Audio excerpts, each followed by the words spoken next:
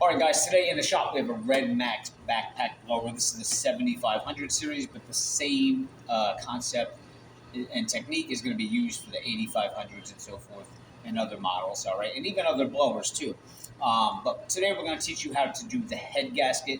Now, a lot of common problems with these is they start losing power, or they won't start, or they're running rough. Now, one of the dead giveaways that your backpack probably needs a head gasket is you can just see the amount of oil that gets caked up around here. And if you look at the actual back of the blower back there, you can see all the oil just accumulating around the whole back.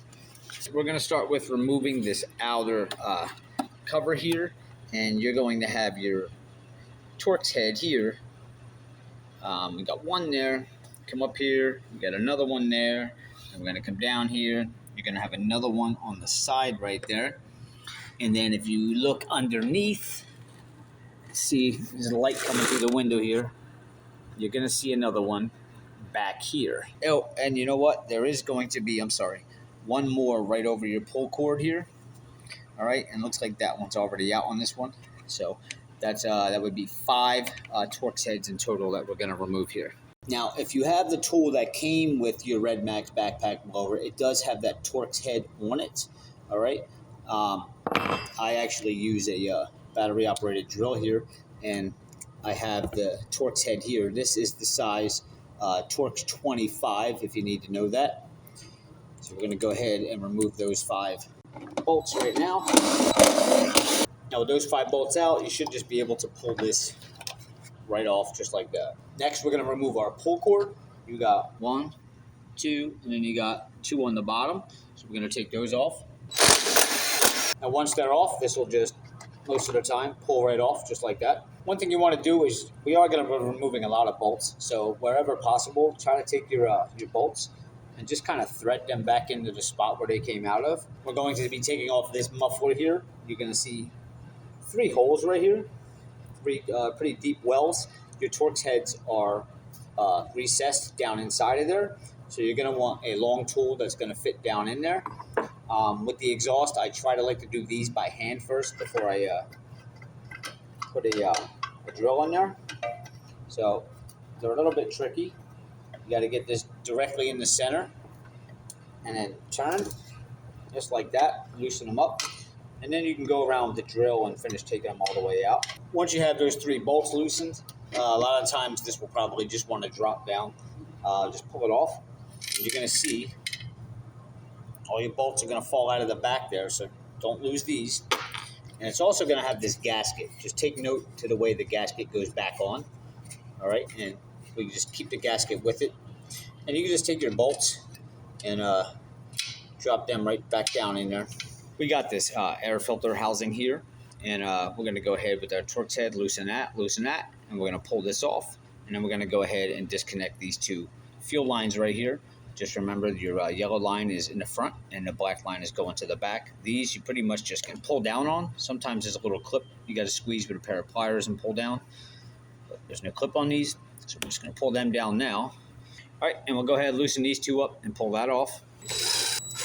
And you just got to kind of wiggle it. It's a little bit tight, but it'll come off. And be careful when you pull this. The Redmax has they're really well known for having a lot of oil in here. You're going to see a lot of oil drip out of here sometimes. It's going to be saturated in there with oil. I don't know if you can see that or not, but it's pretty wet in there. All right, so inside the housing here, holding the carburetor on, you're going to have a bolt here. And if your choke is in the way, slide it down. You'll see the other bolt right there. We're going to take those 2 bolts off. Now, when you pull on this, your whole carburetor assembly is going to be free. Just keep an eye on these 2 bolts of where they are. Try to keep them in there. Let me push this carburetor off of here with my other hand real fast. All right, we'll keep that assembly. Set that aside. All right, now our carburetor is out of the way. There's no need to remove the throttle cable. That can just stay on the carburetor there. We need to remove this housing right here. All right, there's going to be a Torx head right there, and there's going to be another Torx head right there. And then if you spin it around, you'll be able to see, oh wow, it's missing the bolts here. Well, there's supposed to be one where that hole is in the front. and there's supposed to be one right there, but they're not there. But you will need to take those two out if they were there. All right, so I guess I'm just taking these two out in the back for now, and then this assembly will lift off. Just like that. Take your bolts and keep them with the air filter housing. We got our ignition coil here, our spark plug boot. We're just gonna pull this up, and we can just drop that out of the way here. On top of here, you're going to see there's two other Torx heads. There's one here on this side of the plug, and there's going to be one on the back side. We're going to go ahead and take those two out. All right, so one of the downsides of using too much power, the battery gun, is these Torx heads got stripped out on the bit. All right, so what I got to do is I'm going to remove this plug, cover up the gap here. I'm going to get a Dremel, and I'm going to cut a hole. Well, not a hole, but I'm going to cut a line straight through there so that I can use a flathead screwdriver and go ahead and remove that. So I'll just use the spark plug tool that came with it and get that plug out of there real fast. You can see I got a little cutting wheel on my Dremel here. I'm just going to cut a straight line right across the top of each of these bolts and take the flathead and get them out. Take a paper towel, stick it down in there. So you can go ahead and put a screwdriver in. But that's the how that piece comes off right there, that guard. Just remember how it goes back on. Now you kind of see a better look at all the oil that's all over the shroud here and all over the motor. You can even see at the bottom head gasket bolt there how covered in oil all this is. Right here, you're going to see a Torx head. Down here, you're going to see a Torx head. And then on the other side, right underneath where your carburetor was, you're going to see another one. And then down there, you're going to see another one there. I would recommend with these, just because of the spot they're in, you're not going to be able to get a Dremel in there and cut a line to take them off with a screwdriver if you strip them out. So rather than go right ahead with the gun, I'm going to try to do them by hand here, just to loosen them up anyways. Then we can back them out the rest of the way with the gun. 4. Now I can back them out the rest of the way with the gun. And when you have those bolts out, this still is not going to pull out yet. That's because we need to spin this around, and there's some work we still got to do on the other side. But before we spin it around, over here on this side, where your throttle cables go into your carburetor, you're going to see these two wires, which basically go to your kill switch. You want to disconnect these two. You can kind of just pull them apart like that and get those disconnected. This way, when this does come free, we're able to just move this where we want it to be. So now we can come around on the other side. You're going to see two more Torx heads right here. And once you have these two bolts out of there, I'll show you from the side here, this thing will now actually pivot that way. Now there is 4 more Torx heads straight down in there. Okay, the center one you're not going to be removing, but you have the 4 that are around it. Those need to come out. Now the problem is you have a little bit of room here to get a tool in there. So you don't necessarily have to do the next step if you have a tool that you can get in here. I don't want to use the battery tool in here. I'm going to try to do these by hand at first, like the last ones. So what I'm going to do is on the bottom of here, you're going to see where these rubber grommets are here. Well, on the bottom of them, there's a nut on each side. You're going to have one on this side. You come around to your other side, and you're going to see the other one right there on the other side. And these are going to be 10 millimeter on each side. We're going to need to take those two out, and that's going to allow us to take this whole assembly up and off of the rest of the frame here. Should be able to just lift straight up and remove the whole assembly like that. I would take those two nuts and just kind of thread them back on the bottom here so you don't lose them. This unit here, you can pretty much just move out of the way now, get it off your workbench. Now we have full access to our four bolts right here. So when you're taking these out, this is going to want to spin on you. So what I do is just get a little screwdriver that I can stick in there like that. Well, we'll call this a pry bar. And then you take them out. Be careful when you're backing them out. You don't drop them down there into the blade, because then you're going to have to pick this thing up and shake it all kinds of ways to try to get it to fall back out. All right, now they're out. So now when you go to pick this thing up, this is going to separate from there. All right. Just kind of remember, take a look at everything, take pictures of how this is seated back there and the direction it's going in and everything, so you don't get confused when you're putting it back on. And that just pulls off just like that. You still have this little cord dangling here from your ignition coil. It's just held on through that little clamp right there. You can just pull it right out. Now we are able to access our 4 head bolts on here. If you look down through these wells here, there is going to be Torx heads down in there, which you can pretty much see them from the side here. There's one there. I mean, they're covered in grease, so can't really see them too much here. And there's one on the back. There's one right there. But there's 4 of them. So we're going to need to go down there, and this we're going to use our hand tool. You definitely don't want to strip those out, so I'm going to use our hand tool to break them free. Most of the time they're pretty loose, but there has been cases where they're really tight. Just be really careful with these bolts, because if you strip these out, you're going to have an issue. A little hard to get them seated. Just got to make sure you're going straight down. On the last side there. Oh. All right, you can just go ahead and pull them up out of there. All right, so now you should be able to wobble this head and pull it straight up off of your piston, just like that. And there is our piston, which has seen much better days. Here is where your head gasket rests. So if you look at the bottom side of this, there's your gasket right there. There's your part number right there, 576-589-401. Right, so as you can see here, you got a lot of carbon buildup on the piston. I mean, this has a lot. There's a lot of things that cause this, just running crappy gas or running it too rich or whatever, but a lot of ways to clean this, and a lot of guys will tell you, don't do it that way, do it this way. I don't have any here in the shop. The best way I found was using oven cleaner and wiping all this off. And I also use the wire brush. Now, there's some wire brushes that are really hard, and there's some that are somewhat soft. I try to go with the softer one. Now, you don't really have any friction on the top of your piston, but still, you don't want to be scraping away too much metal, and you certainly don't want to be getting any of those wire bristles down into here. So what I'm going to do today is you want to cover this up with a rag, and I'm going to just use some regular engine cleaner here, and I'm going to put it on top, and I'm going to let it soak on there a little bit, and then I'm going to take my wire brush lightly, come back, and I'm going to try to take as much of this off as possible without doing any damage to the piston. So I got this soaking a little bit. I have my rag here, preventing any of the bristles or anything from going down in here.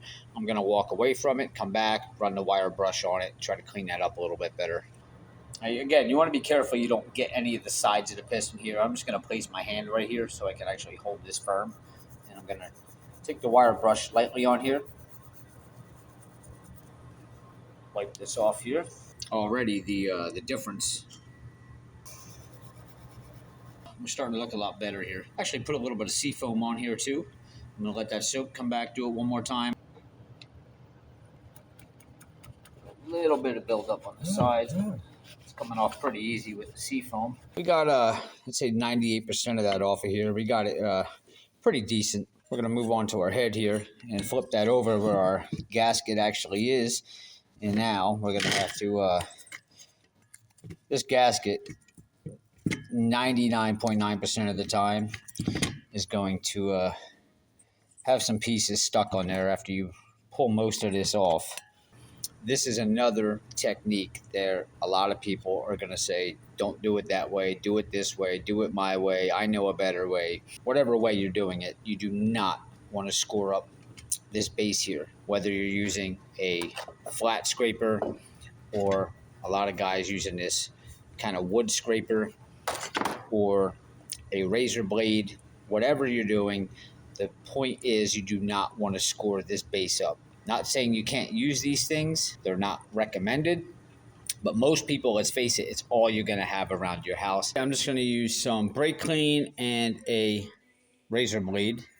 And you want to be very careful doing it this way. You don't cut your fingers. And the trick to this is to keep this thing flat, even with the head. You don't want to dig down in. You want to keep it flat. And it's gonna be a process. You're gonna have to do a little bit at a time. Might take a little while, but I'm gonna get majority of it off with this and some brake clean. I sprayed some brake clean on there, and now I'm just going to scrape the gasket off little by little. Take your time. This takes a little while. All right, you can see I got most of it done with the razor blade. And yeah, I still have some remnants a little bit around here and there. So I'm just going to take a little bit of goof off what's left of that base to come off it are really nice. You can see we got most of it, and now we're going to take a small wire brush. Any little tiny pieces that may or may not have came off will now come off with your wire brush. And don't put a whole lot of pressure, just keep it nice and light. We have our surface ready. This would be a good time before we start putting all this back together if you wanted to get a pick and clean out any of the carbon inside of the exhaust port here.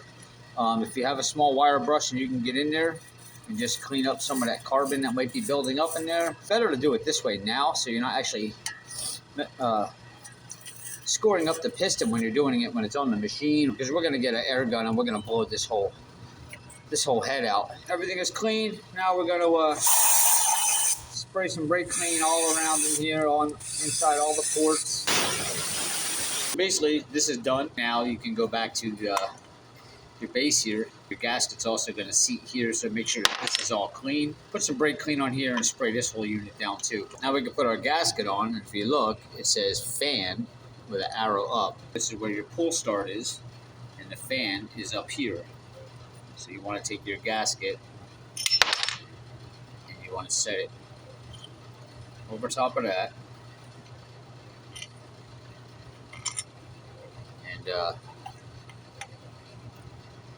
you'll see it'll line up with all your bolt holes, and see that arrow, it says fan facing forward, and that's the way you want that to go on there. I know it's a little bit blurry because my camera lens on this side is cracked a little bit, but you can see the gasket actually takes shape up the base there, and there's our fan.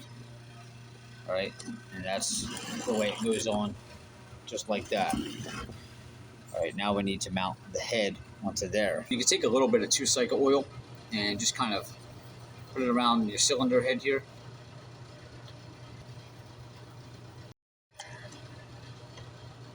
Now when fitting this on, you can try to compress the rings with your fingers a little bit, push them in. Be very careful. Don't bang this thing down on there.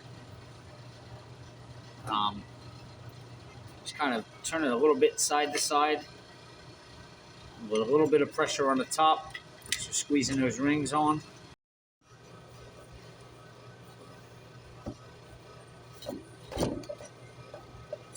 It drops down like that. It is a little bit tricky. You are going to have to make sure that you don't want to damage those rings putting this down on there. Kind of have to play with the rings as you put this down on there, but you don't want to beat it down on there or anything. If it's not going on straight, pull it back up, start again. And then once you get down, you can see it's sitting kind of crooked. You kind of turn this to get your piston center now in here, and it should drop flat, and then everything is sitting flat and flush. We're ready to start bolting everything back together now, putting this back on the machine. But that's how you put the head gasket on. Next thing you'll do now is get the 4 head bolts that you took out of here, and remember the 2 on the top. You'll go ahead and put those back in, and then you're going to reassemble this. Just follow the video backwards on all the bolts you took out. Remember the 4 here that actually connected to your case here. Okay. And then don't forget you had a couple in the front. The 4 in the front you had to put on. But just watch the video back, and the same way you took it apart is pretty much the same way you're going to put it back together. Some things are go back on a little bit different than they came off, but in this case, It's pretty much just plug and play. You're gonna put the bolts back in where you took everything apart. There's nothing really in particular that has to be tweaked in order to get it back on, other than putting that cylinder head over the piston. All right. So this will be the end of the video. Hopefully this helps you learn how to put a head gasket on a backpack blower. And please, guys, if you could hit subscribe below and give me a like, I'll see you next time.